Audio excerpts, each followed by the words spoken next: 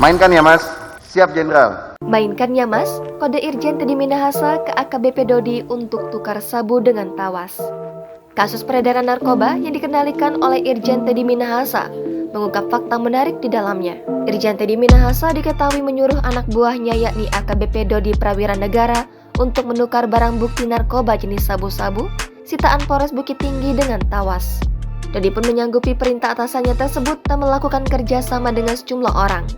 Dalam sidang perdana di Pengadilan Negeri Jakarta Barat pada Kamis 2 Februari 2023, Jaksa Penuntut Umum menjelaskan bahwa penukaran barang bukti sabu-sabu dengan tawas bermula ketika Dodi meminta arahan Teddy terkait pelaksanaan konferensi pers kasus narkoba yang berhasil diungkap.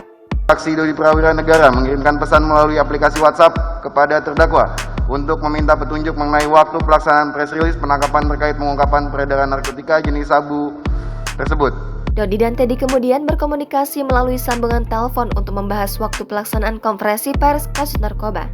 Bersamaan dengan itu, Teddy memerintahkan Dodi untuk membulatkan barang bukti menjadi 41,4 kg. Di tengah perbincangan, Teddy meminta Dodi untuk mengganti sebagian barang bukti sabu dengan tawas. Memberikan arahan kepada saksi Dodi Prawira Negara untuk mengganti sebagian barang bukti narkotika jenis sabu tersebut dengan tawas sebagai bonus untuk anggota. Hal itu hendak dilakukan sebagai bonus bagi para anggota yang telah berhasil mengungkap kasus tersebut. Beberapa hari setelah perbincangan dengan Teddy, Dodi akhirnya meminta bantuan orang kepercayaannya, yakni Syamsul Ma'arif, untuk menukar barang bukti narkoba tersebut dengan tawas. Dalam proses penukaran barang bukti narkoba jenis sabu-sabu dengan tawas, Teddy memberikan instruksi melalui sejumlah pesan WhatsApp kepada Dodi pada Mei 2022. Bahwa pada tanggal 20 Mei 2022 sekira pukul 23.41 WIB, terdakwa mengirimkan pesan melalui aplikasi WhatsApp kepada saksi Dodi Prawira Negara dengan kalimat, "Mainkan ya mas." Dan saat Dodi Prawira Negara menjawab, "Siap Jenderal." Dalam dakwaannya, jaksa menjelaskan bahwa Dodi sempat takut menjalankan perintah dari Teddy. Terhadap arahan dari terdakwa tersebut, saksi Dodi Prawira Negara menyampaikan kepada terdakwa bahwa dirinya tidak berani, akan tetapi jika terdakwa memerintahkan maka saksi Dodi Prawira Negara akan mengupayakannya. Namun Dodi akhirnya menuruti perintah tersebut dengan meminta bantuan dari Syamsul Ma'arif. Jaksa menerangkan bahwa sabu yang ditukarkan tersebut lebih rendah dari permintaan Teddy yang 10 kg karena Dodi hanya sanggup menukar 5 kg.